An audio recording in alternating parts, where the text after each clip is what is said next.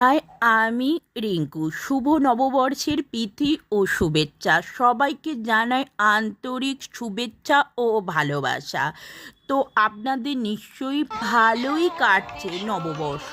তো নববর্ষ উপলক্ষে আমি কি কি কিনলাম, কোথায় ঘুরলাম, তো চলুন ছোট্ট একটা ক্লিপ দেখে নেওয়া যাক।